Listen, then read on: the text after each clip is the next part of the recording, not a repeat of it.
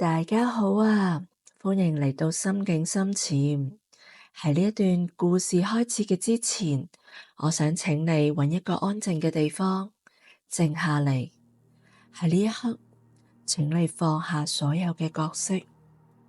你唔係邊個嘅員工，你亦都唔係邊個嘅父母，你都唔係嗰個必須變優秀嘅你自己。你最近係唔係覺得好攰？嗰種攰，無論點樣瞓都係好攰，而係覺得自己無論點樣用力，生活都好似腳踏原地。你有冇試過控制情緒、控制工作嘅進度、控制人際嘅關係，甚至控制住運氣？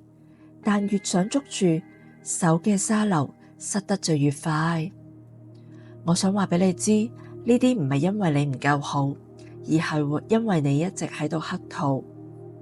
當你試圖控制一切嚟獲得安全感嘅時候，你其實就喺度向宇宙傳遞一個信號：我唔相信我現在就擁有豐盛。好多人以為要先有錢才會安定，要先有人愛才可以覺得自己有價值，但真相完全相反㗎。世界就係一巨大嘅鏡子。佢唔會負責你嘅東西，佢只係會反射你內心嘅頻率。當你內心充滿咗我必須要得到嗰個，我先至會幸福嘅焦慮時，鏡子就會反射你而家嘅想法。所以你越想求，越得唔到。真正嘅豐盛唔係靠追，而係靠吸引而嚟嘅。試想下你最擔心嘅事，或者可能係債務，或者係有啲人離開，又或者係對未來嘅迷茫。請你試下問自己，如果我唔再去企圖糾正呢啲事，最壞會發生啲乜嘢呢？當你敢於面對最壞嘅可能，嗰種一定要如何嘅執着就會鬆動。一旦執着放鬆，你嘅能量場就會從緊縮變成了流動。奇蹟往往發生在那個你隨便他吧嘅瞬間，唔係消極，係一種極大嘅信任。信任生命自有其節律，信任嗰啲卡住你嘅事，其實係保護你轉彎。喺現在開始，試將我要控制這件事改為我允許這件事以最適合嘅方式發生。你會發現，當你唔跟現實對抗時，現實反而開始溫柔咁樣回報你。依家我哋揾一個舒服嘅坐姿，我哋嚟做一個清理。閉上眼睛，想象你心口裏邊有一嚿大嘅石頭，咁多年嚟積聚住唔甘心、委屈，還有對別人嘅恨。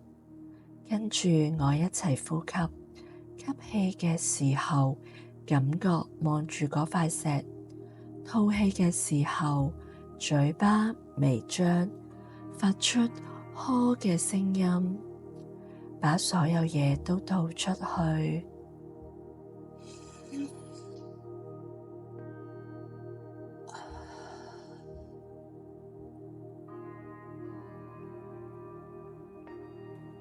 我哋再呼吸，想住嗰啲令你瞓唔着覺嘅事情、人際關係，跟住吐出對自己講：唔係我嘅錯，我准許自己現在就休息。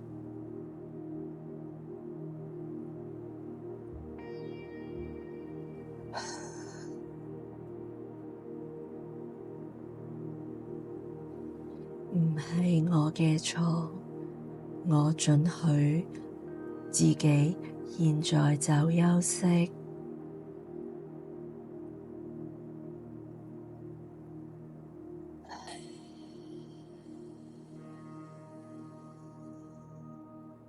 唔係我嘅錯，我准許自己現在就休息。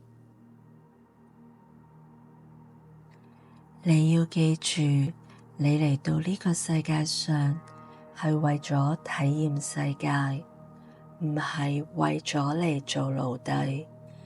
你已經撐咗好耐，而家我准許你放鬆。既然已經清空了，現在我哋種下新嘅種子，唔需要用力去想，只係聽住。奇蹟從來都唔會發生咗喺忙碌嘅腦袋裏邊，佢只係會喺空掉嘅心裏。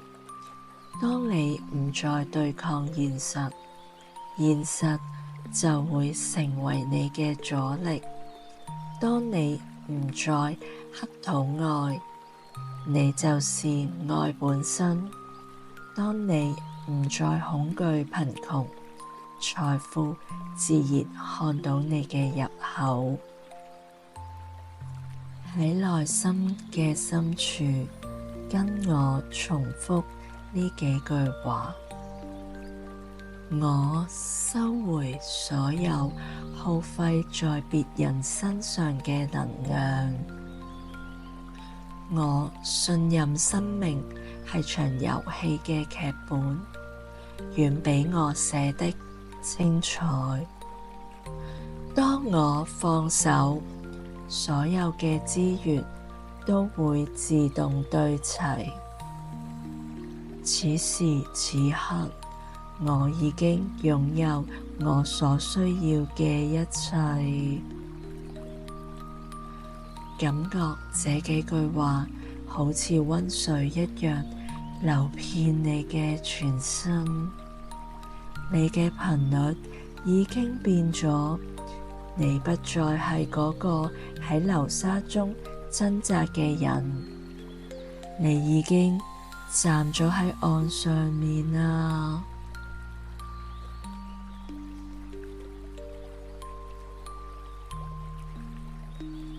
慢慢睜開你嘅眼睛，感受一下你嘅身體，係咪比之前輕鬆咗好多？呢啲就係能量歸位嘅力量。現實生活唔係因為呢幾分鐘就立即變完美，但你看世界嘅眼睛變咗。當你變咗，嗰個圍住你轉嘅世界就唔可以唔變啦。如果你真係感受到呢一份放下嘅力量，請喺留言區留下，我允許自己變好，不費力地變好。呢一個係你對世界發出嘅新頻率，依家就去感受一下，等咗你好耐嘅平靜，好運已經喺門口等緊你啦。